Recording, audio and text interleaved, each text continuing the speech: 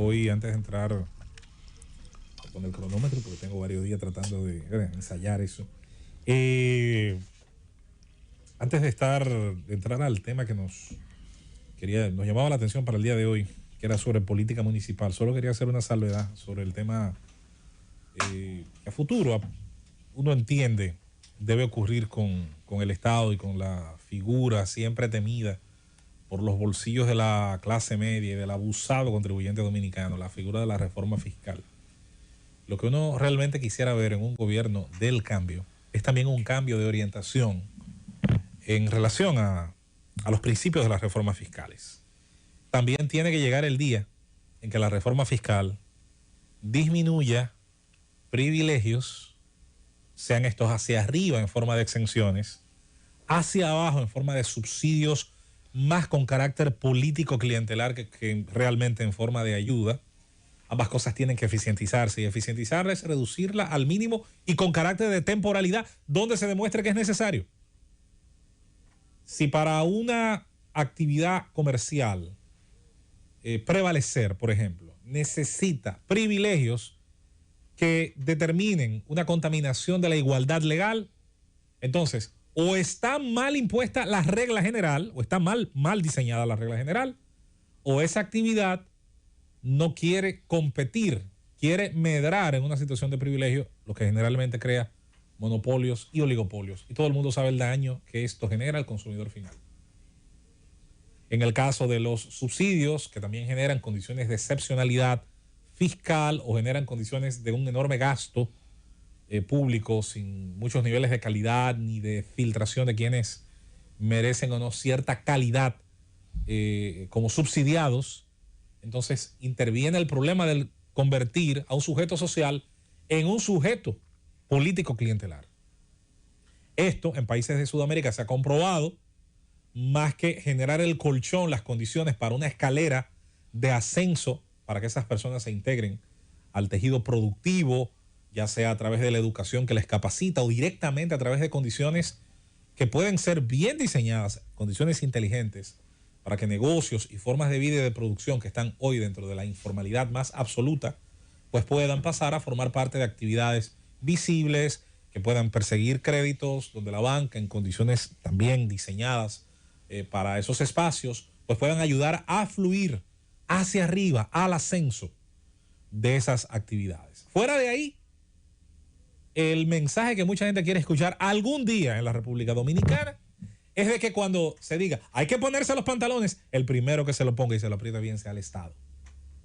Porque es el Estado dominicano el que en nombre de la ciudadanía se endeuda, el que en nombre de la ciudadanía fija los arbitrios, el dibujo tributario, y el que en nombre de la ciudadanía define cada año en una ley presupuesto cuáles son las prioridades. Ahora, esas prioridades, ese mecanismo de gasto, ¿tiene el nivel de calidad que puede el contribuyente sentirse tranquilo con que lo que estoy pagando va bien dirigido y va a producir las políticas públicas que necesitamos el resto de la población para luego emprender, luego construir, luego ahorrar, luego invertir, jugárnosla como hacemos todos los días los dominicanos?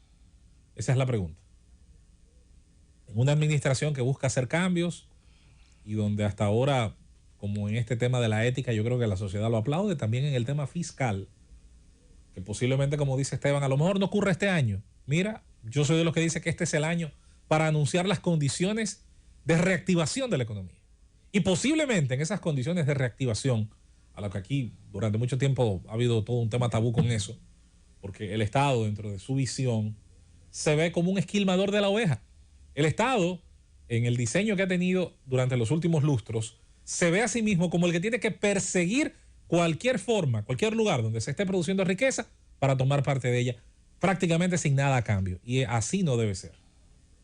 Por eso la reacción de la clase media, cuando le dicen que le van a grabar Netflix, no es porque la clase media, como dijo un día un expresidente y el grupúsculo que lo rodeaba, es parejera y comparón y no va a los hospitales porque no le gusta. Es porque a la gente hay que darle garantías de que los servicios por los que paga, de que la estructura que sostiene y subsidia con su esfuerzo vale la pena. Si no, el sentimiento es que uno va a tener toda la vida, es que simplemente lo que está es entregando parte de su esfuerzo a cambio de nada, a cambio de políticas públicas que luego en la práctica fracasan y que tenemos que solventar, como hemos dicho en el paradigma del agua o de la seguridad, ya luego con nuestros propios gastos. Y como decía el profesor Bosch en aquel histórico discurso de la campaña del 90, hacer que la clase productiva dominicana, que la clase empresarial baja, alta, mediana, tenga que, como decía él en aquel discurso él lo concentró en la crisis eléctrica. Y decía lo que le costaban las plantas eléctricas auxiliares a los negocios. Y cómo esos recursos, en vez de ser invertidos en mejorar la calidad del servicio o de los bienes que esas empresas colocaban en el mercado para hacer una mejor competencia, para terminar beneficiando al último consumidor y generar con eso el ciclo de la prosperidad, cómo tenía que desviarse una parte de la ganancia bruta y disminuir la ganancia neta, porque había que tener una planta en esa época, recuerden, una cubota había que tener, valga la cuña, había que ir al negocio de allí que ya no existe, a Tokyo Motors, y hacerse una línea de crédito para sacar una buena planta, porque si no, usted tenía siempre un elemento en contra al momento de proponer un negocio. De manera que ese tema no quería dejar sin tocarlo. Cierro mi participación dedicándole los minutos siguientes a la política municipal. Yo siempre he dicho que la política municipal dominicana vive en un marasmo permanente, del cual sale en ocasiones, del cual a veces se rompe esa inercia cuando se generan noticias. Esas noticias casi siempre se generan en Distrito Nacional y Santiago, que son dos alcaldías que suelen centrar mucha de la exigencia de la carga del ciudadano, puesto que sus municipios, también hay que decirlo, suelen ser los más exigentes. Y a veces las alcaldías que están alrededor de estas, sobre todo en el Gran Santo Domingo, pues pueden llevarse algo de la atención. Yo me voy a referir hoy a la periferia del Gran Santo Domingo, a la periferia de lo que es el Distrito Nacional moderno, no aquel Distrito Nacional de Peña Gómez y Fello, que tenía 3.200 kilómetros, sino el de hoy, que es mucho menor y que tiene un anillo, lo que llaman en Buenos Aires el cono urbano. Aquí bien puede ser esa provincia de Santo Domingo una especie de cono urbano. Me llama mucho la atención la falta hasta ahora de visión que se tienen en esas alcaldías, en el sentido de que hemos convertido los gobiernos municipales simplemente en paganóminas.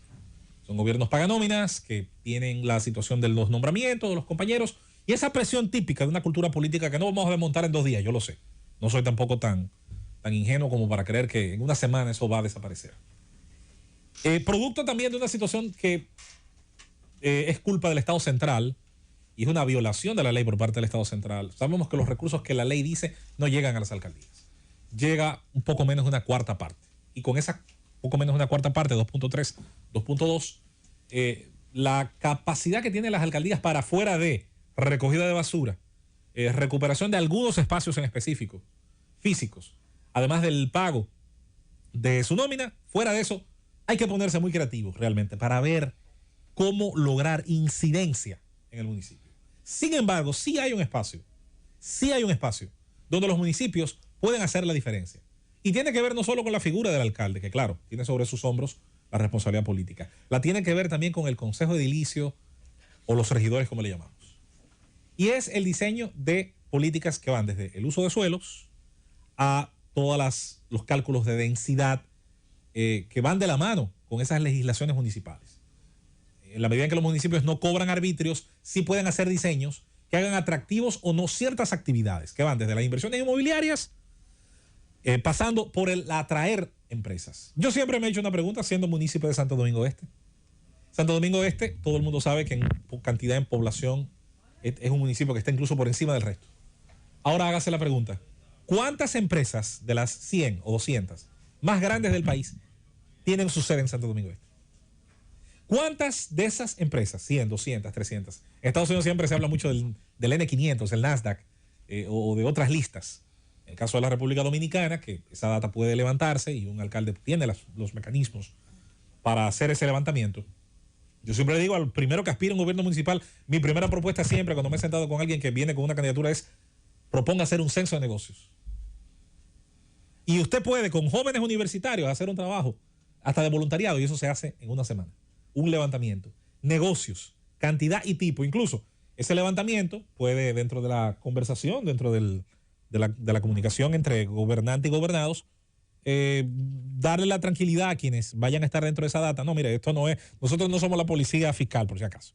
Pero de todos modos sí nos interesa hacer un compendio de lo que se está produciendo y de cómo podemos ahora, con lo que tenemos, con ese diagnóstico, entonces tratar de ensanchar ese volumen. Ahora, ¿cuáles son las políticas que ya luego podemos desde esa mesa, desde ese consejo edilicio, en consideración del uso de suelos para lo que se va a construir o de la densidad para saber cómo vamos a aprovechar el terreno que tenemos, las zonas de amortiguamiento, las áreas verdes y sobre todo el peso que significa este cambio que viene dando la ciudad desde hace 30, 40 años, sobre todo en las acometidas de agua y de electricidad, donde antes había una casa de familia, ahora hay un edificio que tiene 8 apartamentos o 12 y eso genera una carga.